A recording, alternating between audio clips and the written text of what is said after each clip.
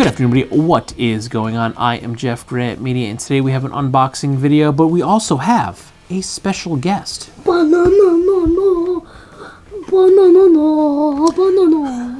We are once again joined by Miss Hazel Fantastic, as she is going to help me do this unboxing from Craft and Glory. Now, this is the second pair of boots that I have had from them to test out and see how they hold up, work out, and thus far I am very, very satisfied. My first pair of boots is the Craft and Glory moc-toe Explorer boot, and I really, really enjoy those boots. But this sample right here, Craft and Glory did send me as a sample for review, but all the opinions in this video are mine and mine alone. I did not share this content with Craft and Glory prior to publication. They will see this when you do. In addition to that, there is an affiliate link in the description box down below. If you are considering buying these boots or any other product from Craft and Glory, please consider using that link. It doesn't cost you anything extra, but I do get a small percentage of that sale. Kick back to me, and all of that money goes back to the channel to help me produce more content so consumers can make informed purchasing decisions.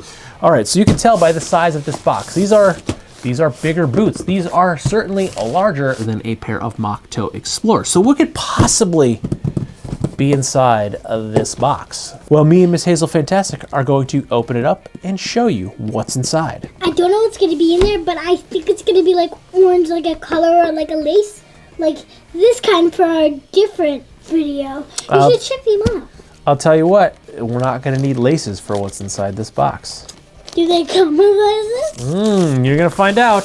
Open it up. Okay, there's a lot of tape, so I have to get this out here. Yeah. Oh, there, we got a hole. We got a hole. Rip it. We got a hole. Rip it. There we go. Pull it. Pull it. Okay. Don't kill yourself, kid. Don't kill yourself. Let me help you. This is funny. All right. Okay. Now, let's get rid of this plastic bag. I think there's staples on the box. And we have a new box design for our fine quality leather goods inspired from the heritage made for the adventure and outdoors. Craft and Glory. There's even a big boot and some stars and like, what are these? Those are anvils. They're for metalwork. All right, you ready? Yeah. Close your eyes. You can see it first. Ooh. Whoa. We still can't tell what's in there. We have... I think it's going to be black. You think it's going to be black? Yeah, brown is black. It's brown. This is, I believe they call this the vintage brown. Let me smell it. Go ahead, give it a smell, because I want to smell it too. Oh, it smells good. Oh, it does. It smells... like copper. It smells so good. Well, it smells like leather. This is brass. Oh, smell the brass. Oh, they smell good. Oh, let me smell the inside. I smell it.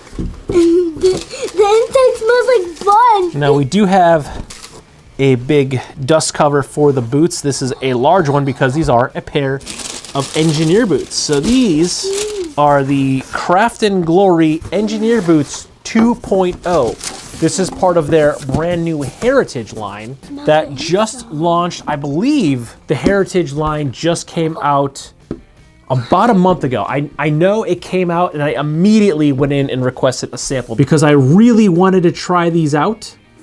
But when I requested my first sample, they were actually transitioning from the Engineer Boot into the Heritage series. So they were working on this and they said, we'll send you a sample. Just wait a little bit. You will get one once they're ready. So I knew something special was coming. I didn't get any hints that it was going to be the Heritage line or this was going to be the 2.0, but I knew something cool was coming, and I was just very, very excited. So I sat on my hands and I waited patiently, and yeah, right around the end of December, the Heritage line dropped, and I immediately put in a request for my sample, and they said, oh yeah, they're ready now. We're going to send those out to you. So here they are in person. The brand new Craft and Glory Heritage line Engineer Boots 2.0. Yes. And guess what? I didn't smell the inside, but it smells really good. It smells like cherries or cinnamon buns. It smells like delicious leather. And here you can see handwritten on the inside of the boots. These are an 8.5 or a 42.5 euro size. So I have not had a pair of engineer boots probably since I worked at the Army Navy store. And now that I'm thinking about it, I don't know if I've ever had an actual true pair of engineer boots. I had double H harness boots, which are similar, but they have more of like a motorcycle style. So I don't think I've ever actually had a full-on engineer boot. Now, I've always been interested in them, but I will say every time I tried on the double H harness boots, they didn't look right on my feet. But I think it's because I don't really like black boots. I like brown, I like reds. I don't really like black boots. They always feel a little bit different to me. There's only like maybe 2 pairs of black boots that I have that I actually like. One was an old pair of Rockies that I actually had until the sole just rotted away, but they were Gore-Tex, so they couldn't be resold. And one was a pair of Matterhorns that are actually laying around this house someplace. Those are my mud boots. Like if I'm going, those also have Gore-Tex, but they're still around.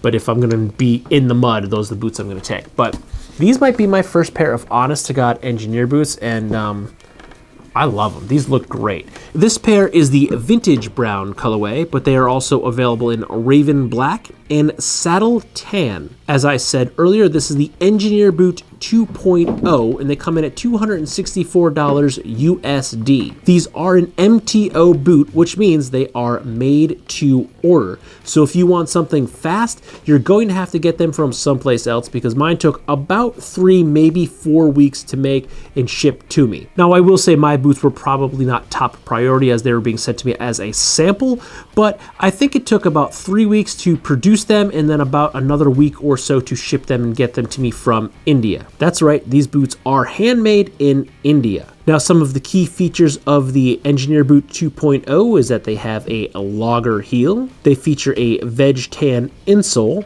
they have solid brass buckles, they feature an 11.5-inch shaft. The sole is a stitch down construction. They are offered in a D and a double E width. Now, the boots are constructed from a 2mm thick oil tan full grain buffalo leather upper, and then they have a 4mm thick veg tan midsole as well. They feature a steel shank with cork filler in the footbed and have a classic engineer boot silhouette. Now, for point of reference, my Brannick size is an 8.5, and I did order my boots in an 8.5.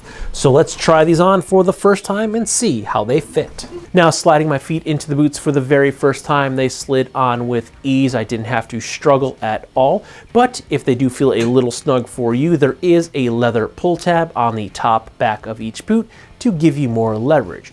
But once I slid my foot into them, I just adjusted the bottom straps right above the instep, and they feel pretty good. I will also add that I am currently wearing these with a pair of Gustin 1968 straight fit Cone Mills denim jeans, and the jeans fit over the shaft of the boots nicely.